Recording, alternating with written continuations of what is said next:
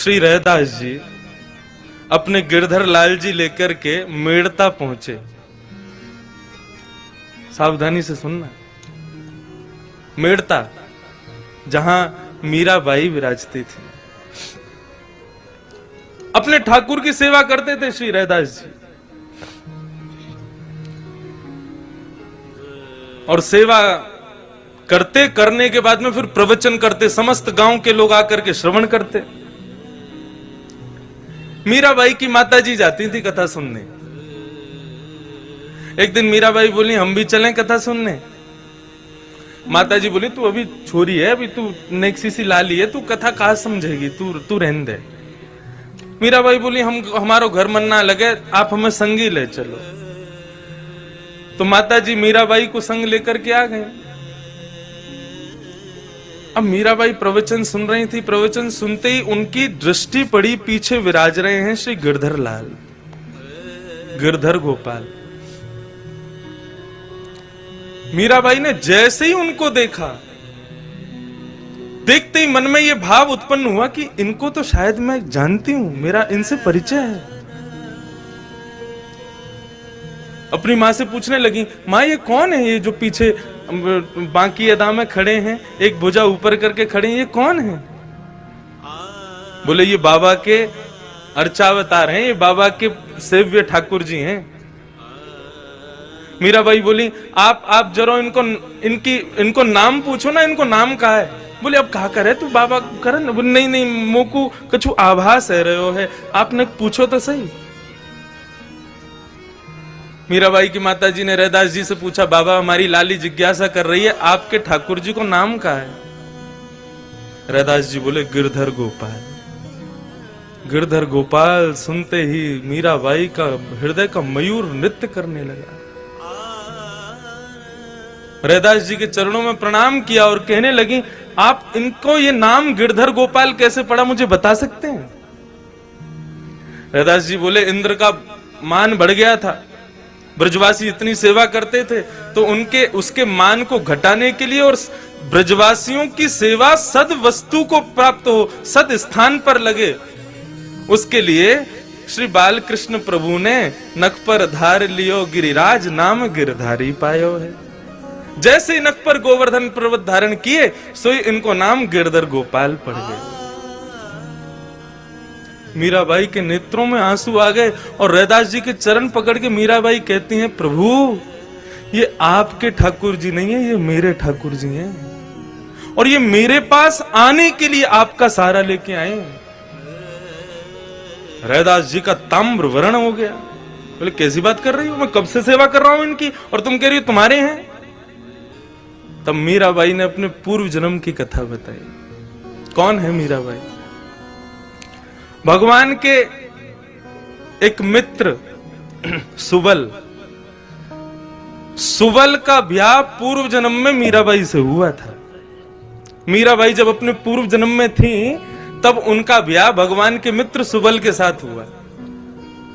तो जैसे ही ब्याह हुआ तो मीराबाई की माताजी क्या बोली, देख तेरो ब्याह सुबल ते हैरो है, और तू पता कहां जाएगी, तेरो ससुराल है ब्रजमंडल, लेकिन याद रखियो तेरे पति को जो मित्र कृष्ण है ना, वाकु भूल के भी अपनो मुख मत दिखा दियो। यदि तेने अपनो चेहरा दिखा दियो तो वाके अंदर वशीकरण शक्ति है, वो तो को अपनो बना लेगा और तेरा पतिव्रत धर्म नष्ट हो जाएगा। मीराबाई बोली, मैया तुमने मुझसे कह दी और मैंने आपकी मान ली, वो कितनों प्रयास कर ले वाकु अपना मुखमंडल नहीं दिखाऊंगी मैं। सुबल मीराबाई से ब्याह करके, जैसे उनको, मीराबाई का नाम कुछ और था, ब्याह करके लौटा तो ठाकुर जी को पता चली हमारो सुबल हमारो मित्र है, भैया ब्याह करके आयो, भाभी लेके आयो। जब पूछ के तो आए सब ठीक ठाक है कि ना, और या बहाने भाभी को चेहरा देखे आमेंगे। अपने बालक और मित्र की बहू सबन ने बढ़िया लगे, हमें अनुभव ना है, आप लोगों ने ज्यादा होगो। अब ठाकुर जी पहुंचे, सावधानी से सुनो, बड़ी बड़ी सुंदर कथा। अरे सुबल, आ गो भैया? बोले हाँ आ गए। कहाँ हो भैया इतने दिन आते? बोले ब्याह है गो है ना, तो अब गृह गृहस्थी बन गई है, वही में व्यस्त हो। अरे भैया ब्याह करे आयो ने, हमें दिखा दे अपनी बहू को मोड़ो। सुबल बोलो तू देवर है, वो तेरी भाभी है, अपने आप देख ले मोते काके। तो पालकी में बैठी थी मीराबाई और हमारे श्रीनाथ जी बाबा ऐसे पर्दा हटा के जैसे ही भीतर झांकने लगे, मीराबाई को पता चला ये वही बाल कृष्ण, तुरंत अपना मुंह ढक लिया। ठाकुर जी बोले भाभी जी ने एक अपना मुखमंडल दिखाए दो। मीराबाई ने मुंह खिला दिया, बोले नहीं दिखाएंगे। ठाकुर जी ने खूब अब आप सोचो, ठाकुर जी जाको मुख देखना चाहे। मीराबाई ने खूब मना किया, बोले हम अपना मुख नहीं दिखाएंगे। भगवान बोले ठीक है, तू को बहुत गुमान है ना अपने चेहरा पे, तू को श्राप दे रहा हूं मैं। एक दिन तू जिस स्वरूप को तू अपना चेहरा नहीं दिखा रही है ना, यही स्वरूप की प्राप्ति के लिए तड़पेगी तू, और मेरा दर्शन नहीं आ पाएगा तू को। और ऐसा कह के ठाकुर जी वहां से चले गए। और जब वो समय आया, जब इंद्र का मान भंग करने के लिए श्री बाल कृष्ण प्रभु ने अपनी इकन्नी उंगली पर जैसे ही गिरिराज पर्वत धारण किए, समस्त ब्रज के ब्रजवासी वहां पर खड़े थे। जैसे ही मीराबाई वहां पहुंची और भूल से ठाकुर जी को अपने नेत्रों से देख लिया, देख करके आज मीराबाई के नेत्र सजल हो गए। और सजल होते ही मीराबाई आज अपनी मां को कोसती है, बोले मैया तेने कैसी सीख दी मुख को, इनसे मुख छुपावे को आज्ञा करी तेने। ठाकुर जी को बार बार देखना चाहे, लेकिन श्राप के कारण बार बार ठाकुर जी दिखते ही धुंधले है जाए। मीराबाई ने दोनों हाथ जोड़े और बार बार प्रणाम करे, बोले प्रभु मुझको क्षमा कर दो, अपना स्वरूप दिखाओ। ठाकुर जी के हृदय में भाव प्रकट भयो, तो मीराबाई को आज्ञा करी तू चिंता मत कर, अब या जन्म में तो तू को मेरो दर्शन होगा ही ना, लेकिन हाँ अगले जन्म में तू मीरा बन के आवेगी, तब एक संत के यहाँ गिरधर गोपाल रूप धारण करके मैं तेरे पास आऊंगा, तब तो को मेरा स्वरूप दिखेगा। आज मीराबाई ने ये कथा सुनाई, लेकिन रैदास जी ने मानी नहीं। बोले वर्षों से सेवा कर रहा हूं मैं, कैसे दे दूं तुमको। मीराबाई गिरधर गोपाल की ओर देखती है और कहती है आपके संत निष्ठुर नहीं है, आप निष्ठुर हो। आप ही नहीं चाहते मेरे पास आना। ठीक है प्रभु मैं जा रही हूं आज तो, लेकिन 3 दिन का समय दे रही हूं, यदि आप मेरे पास नहीं आए तो छुरी से अपना गला छेद दूंगी।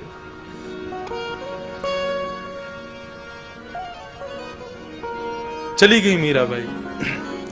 3 दिन व्यतीत हुए। 3 दिन बाद जैसे ही ठाकुर जी नहीं आते दिखे मीराबाई को, तुरंत छुरी लेकर के अपने गले पर रख के बैठी, लेकिन मां ने बहुत याचना करके उनको रोक लिया। मां ने कहा ऐसे तू या प्रकार से अपने शरीर को दुष्प्रहार ना कर सके। मीराबाई बोली यदि आप ऐसे मुझे बचा लोगी तो मैं दूसरे कारण है मेरे पास, मैं जल छोड़ दूंगी, अन्न त्याग दूंगी यदि गिरधर गोपाल नहीं आए तो। शुष्क हो गया पूरा शरीर। ठाकुर जी से भी ये विरह देखा नहीं गया। और एक दिन श्री रैदास जी के स्वप्न में श्री गिरधरनाथ जी प्रकट हो गए और प्रकट होकर के उनसे कहा बाबा मुझको क्षमा करो, मैं भले ही आप मेरी सेवा करते हैं और आपकी सेवा से मैं बहुत प्रसन्न भी हूं, लेकिन अब मैं आपके पास नहीं रह सकता। मैंने ये रूप मीराबाई के लिए धारण किया है और मैंने ही कहा था कि मैं संत के माध्यम से मिलूंगा। एक संत मुझे अर्चना करके, मेरे विग्रह की सुंदर पूजा अर्चना करके पूर्ण रूपेण मुझे पर ब्रह्म के रूप में निर्मित कर देगा, तब मैं मीराबाई के पास जाऊंगा। अब आप मुझे उसी को दिया।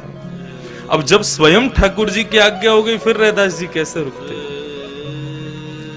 रैदास जी विचरते विचरते, अब रैदास जी के हृदय की भावना तो जो अपने सेव्य ठाकुर की सेवा करते होंगे वे जानते होंगे कि अपने सेव्य को अपने से दूर करना कितना कष्टदायी होता है। श्री रैदास जी विचरण करते करते मीराबाई के यहां पहुंचे और मीराबाई बिल्कुल अचेत मरणासन अवस्था में है। तब श्री रैदास जी ने अपने हृदय के ठाकुर जी को उनके सामने पधराया और तब ये पद गाया। मुझे 2 ही पंक्ति याद हैं, मैं बस ऐसे ही गा के सुनाऊं, सावधानी से सुनना। ले मीरा ले गिरधर तेरा, ले मीरा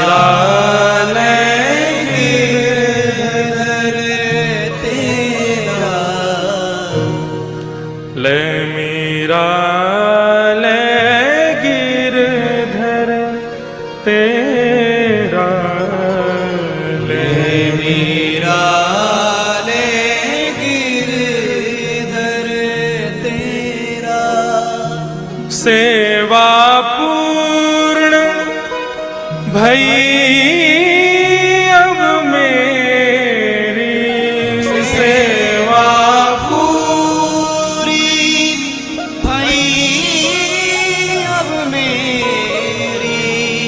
सेवा पूर्ण भई अब मेरी, सेवा पूरी भई अब मेरी,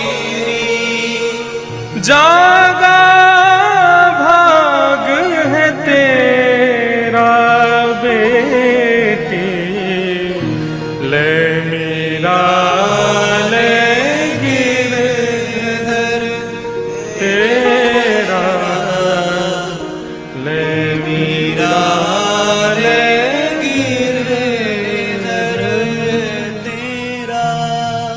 और श्री रैदास जी महाराज अपने सेव्य अपने निज ठाकुर जी को मीराबाई को दे आए।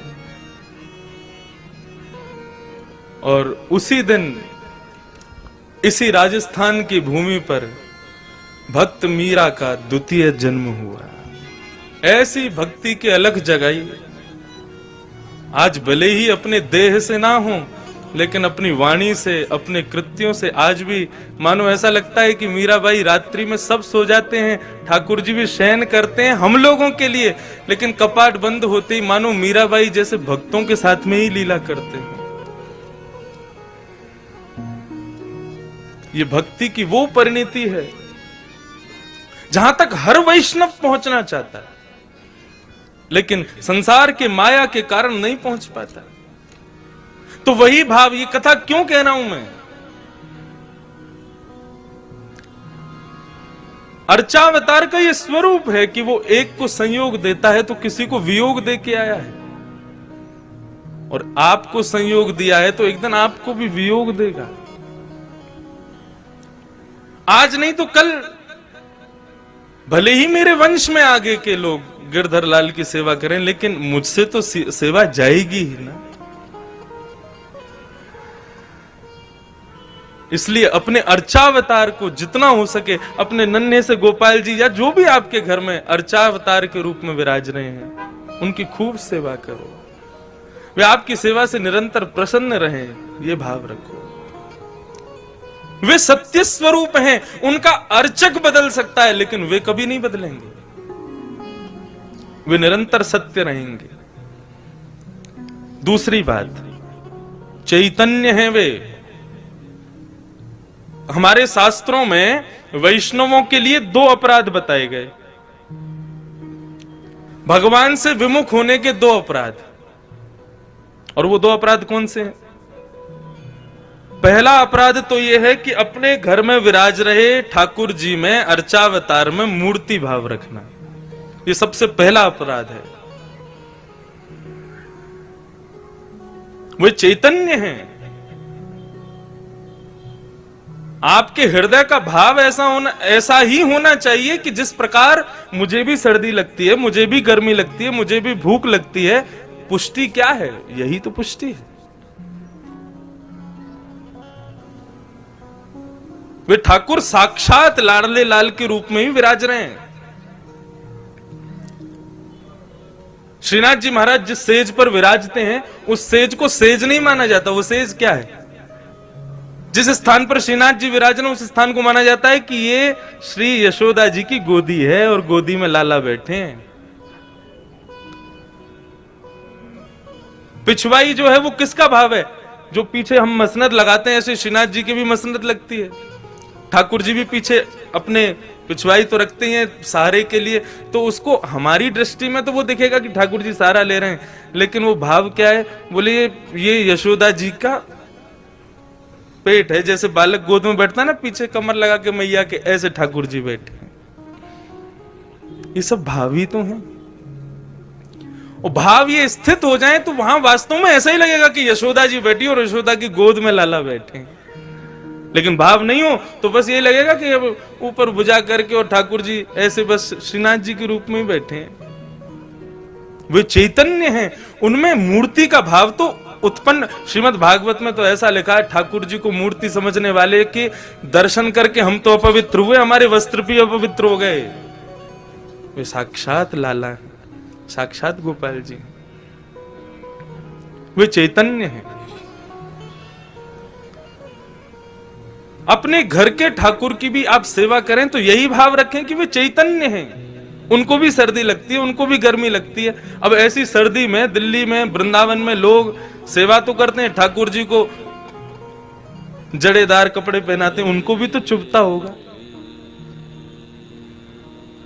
आपका भाव नहीं है इसलिए आपने कुछ भी पहना दिया है। यदि भाव होगा तो आप पहले से विचार करोगे, नहीं ठाकुर जी को ये नहीं पहनाना, ठाकुर जी को ऐसे नहीं पहनाना। चैतन्य, वे चैतन्य हैं, उन्हें भी अनुभव होता है। बड़ी प्रसिद्ध कथा, एक व्यास जी कथा कर रहे थे और करते करते बोले कि मैया ने ठाकुर जी को उखल से बांध दिया, भैया अब समय पूरा हो गया, कथा कल से कहेंगे। रात में व्यास जी अपने भोजन प्रसाद करके जैसे सोए, चोर पूरा घर चोरी करके ले गए। व्यास जी को छोड़ गए और व्यास जी के छोटे से गोपाल जी को छोड़ गए। सुबह सुबह व्यास जी उठे, उठ करके जैसे ही देखा तो पूरे घर में कुछ बचा ही नहीं, बर्तन भी ले गए चोर। सब जगह घूम घाम करके अपने गोपाल जी को देखा तो गोपाल जी बैठे बेचारे, उनका सिंहासन भी ले गए।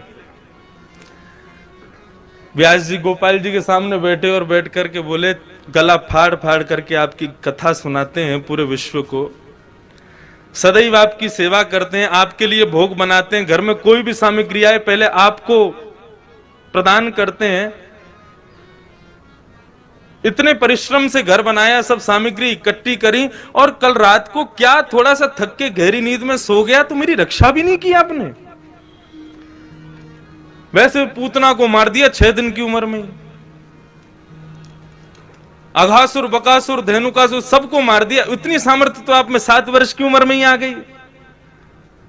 और जो व्यास आपकी वर्षों से सेवा कर रहा है, उसकी एक दिन बस थोड़ा सा, मैं किसी को बता थोड़ी रहा था, एक दिन मेरी रक्षा कर लेते, सब सामग्री बच जाती, क्या बिगड़ जाता आपका। तो जब इस भाव से बात की, आपके भीतर चैतन्यता आ जाए, आप ठाकुर जी से बोलने लग जाओ, तो वास्तव में आपको लगेगा ठाकुर जी उत्तर दे रहे हैं।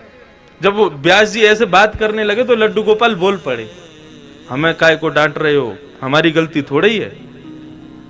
व्यास जी बोले, आपकी गलती नहीं है तो नहीं, गलती तो हमारी है जो हम आपकी सेवा करते हैं। ठाकुर जी बोले, देखो हम पे गुस्सा मत करो, हमारी गलती नहीं है, गलती जिसकी हो उसको डांटना चाहिए, बिना अपराध के किसी को दंड नहीं देना चाहिए। व्यास जी बोले, क्यों नहीं है आपकी गलती, क्यों नहीं बचाया आपने, आप तो कर सकते थे ना, आप तो सर्व सामर्थ्यवान हैं। भगवान बोले, हम कर देते, लेकिन कल तुमने कथा में कहा था कि मैया ने हमको उखल में बांधा, हम तो उखल में बंद रहे थे, यदि खुले होते तो बचा लेते, बंद रहे थे हम तो। कहने का अभिप्राय, व्यास जी ने गोद में ले लिया ठाकुर जी को, हृदय से लगा लिया। आपका भाव स्थापित हो, वो चैतन्य स्वरूप है। एक वैष्णव नवनीत प्रिया जी गोपाल जी की सेवा करता था, लेकिन उसके घर में इतनी दैन्यता थी कि एक बार का भोजन ही 3 बार में पाया जाता था, दोबारा बनाने की सामग्री नहीं इकट्ठी हो पाती थी। अब उसका कोई एक मित्र आया, वो पैसे वाला, उसने आकर के उससे कहा, और भाई सब ठीक? बोले हाँ सब ठीक। बोले तुम्हारा दिन सुधर गए कि नहीं? बोले अब वैसे ही है भैया, क्या करें, एक समय अब रोटी बनती है, उसी से शाम तक का गुजारा होता है। बोले अच्छा तुम पूजा वूजा करते हो क्या? बोले हाँ। बोले किसकी करते हो? बोले गोपाल जी, नवनीत प्रिया जी, लड्डू गोपाल, इनकी पूजा करता हूं। हंसने लगा मित्र, इनकी सेवा करते हो? अरे ये भी बेचारे जब इनको पूतना मारने आई ना, स्तनों में विष लगा के, तो ये भी नेत्र बंद करके शंकर जी से मदद मांग रहे थे कि पूतना के स्तन के विष को तुम पी जाओ। अरे जो अपनी रक्षा स्वयं नहीं कर पाते, तुम्हारी रक्षा क्या करेंगे?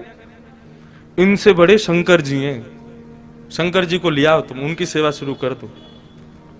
अब बेचारा मरता क्या नहीं करता, सब कर लेते हैं। शंकर जी ले आया दूसरे दिन, और नवनीत प्रिया जी, लड्डू गोपाल जी को दूर एक जगह टेबल पे बिठा दिया। बोले तुम्हारी सेवा अब हो गई, तुमने तो कुछ किया नहीं, अब इनकी करेंगे हम। अब शंकर जी की पूजा उसने शुरू कर दी। खूब रुद्राष्टाध्यायी से अभिषेक आदि सब करने के बाद में अगरबत्ती जला करके और त्रिपुंड लगा लिया। पहले तो ऊर्ध्वपुंड लगा रहा था, अब त्रिपुंड लगा करके ओम नमः शिवाय जप करने लगा। अब जैसे ही आंख खोल के देखा तो जो उसने अगरबत्ती जलाई थी उसका धुआं उड़ करके गोपाल जी के पास जा रहा था। अब वो धुआं है, वो तो कहीं भी जा सकता है। अब जैसे ही गोपाल जी के चारों तरफ उसने धुआं देखा तो ठाकुर जी के पास जाके क्या बोलता है, इतने वर्षों से सेवा कर रहा था, तब तो मेरी नहीं सुनी, आज दूसरे किसी को ले आया तो चिढ़ के मारे उसकी अगरबत्ती भी खुद ही सूंघ रहे हो।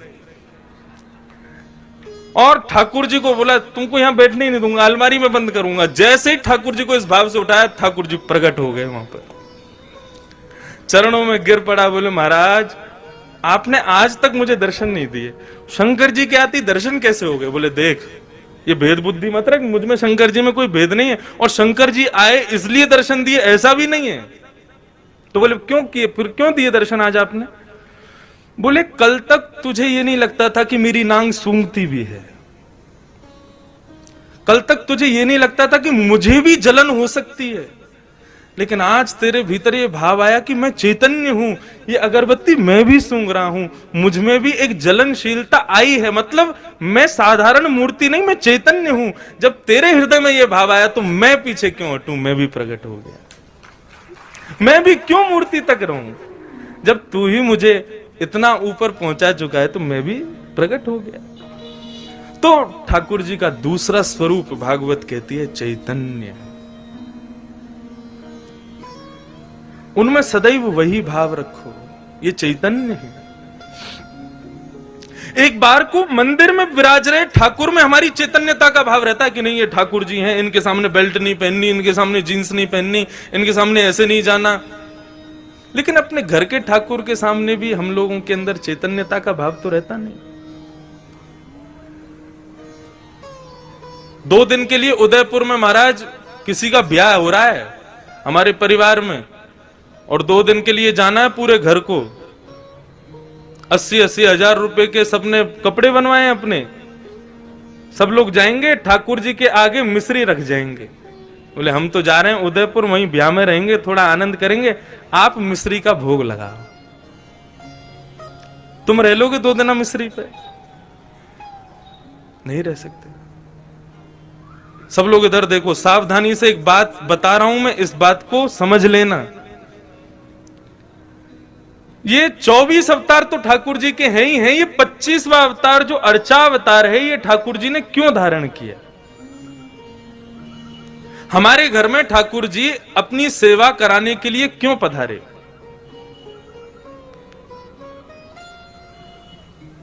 इसके पीछे एक बहुत सुंदर भाव है, सावधानी से सुनिएगा। पूज्य गुरुदेव भी बैठे, उनसे भी निवेदन, दास के मन में ठाकुर जी की सेवा करते हुए एक भाव आया, तो मेरी इच्छा हुई कि मैं उस भाव को कहूं कि ठाकुर जी सबके यहां सेवा कराने के लिए हर घर में क्यों विराज रहे हैं। आप पूरे नाथद्वारा को देख लो, हर घर में ठाकुर जी का चित्रपट ही सही विराज रहा होगा। वृंदावन तो प्रसिद्ध है, घर घर तुलसी ठाकुर सेवा, दर्शन गोविंद जी को, अलीरी मोहे लागे वृंदावन नी को। क्यों विराज रहे हैं ठाकुर जी हम सबके घर में? देखो, हम लोग जब वैकुंठ जाएंगे तो हैं, कोई रोक तो रहा नहीं हमको, एक ना एक दिन सबको जाना है वहां पर। तो यदा कदा हमारे द्वारा किए गए कृत्य के कारण यदि हमें कभी वैकुंठ के अलावा भी लोगों का दर्शन करना पड़ गया, मानो जैसे नरक का दर्शन हो गया या स्वर्ग का दर्शन करना पड़ गया, और उस पश्चात वहां पर बताया गया तुमने ये अपराध किया था इसलिए तुमको ये करना पड़ा, तो हम ठाकुर जी से शिकायत करने लग जाएंगे, प्रभु आपकी इतनी अर्चना करते हैं, इतनी सेवा करते हैं, इतनी पूजा करते हैं, इतना आपका नाम गुणगान करते हैं, उसके बाद भी हमारे जीवन में दुख, उसके बाद भी हमारे जीवन में कष्ट, उसके बाद भी हमारे जीवन में कभी सुख की अनुभूति नहीं, और उसके बाद भी जब हम संसार छोड़ के आए तो नरक का दर्शन। शिकायतें दुनिया भर की हम ठाकुर जी से करने लग जाएंगे। आपने ये नहीं किया, ये नहीं किया, ये नहीं किया, हम ठाकुर जी से शिकायतें करेंगे। भगवान बोले ये मुझसे शिकायत करे उससे पहले इसके यहां अर्चावतार रूप धारण करके बैठ जाओ इसके घर में। क्यों? बोले कभी ना कभी ये भी तो अपराध करेगा, सर्दी में कभी मुझे ठंडे जल से नहला देगा, भयंकर सर्दी में कभी मुझे हो सकता है पतला वस्त्र पहना दे, मुझे ठंडी लगे उससे, भयंकर गर्मी में खुद तो एसी में बैठेगा, मुझको पंखा भी नहीं चलाएगा, बिजली का बिल बढ़ जाएगा, मंदिर का पंखा बंद ही रहने दो। ये सारे अपराध ये करेगा मेरे साथ में, लेकिन मैं कभी शिकायत नहीं करूंगा। क्यों? हिसाब बराबर करने के लिए आया हूं, तुझे शिकायत करने योग्य छोड़ूंगा नहीं मैं। तुम भगवान से कुछ कह नहीं सकते कि भाई आपने ऐसा क्यों नहीं किया, आपने ये दुख क्यों किया। भगवान बोले तेरी शिकायत पूरी हो गई, अब मैं करूं शिकायत। भोग बनाते समय सब्जी देख करके भोग लगने से पहले ही तेरा मन ललचा गया था। एक बार भयंकर सर्दी में एक बार मुझे कहीं लेके जा रहे थे, बद्रीनाथ गए थे, मुझे इतना पतला वस्त्र पहनाया, मुझे सर्दी लगी, मैंने कभी शिकायत की तुमसे? तो मनुष्य की जितनी भी शिकायतें हैं उनका हिसाब बराबर हो जाए, उसके लिए ठाकुर जी अर्चावतार लेके आए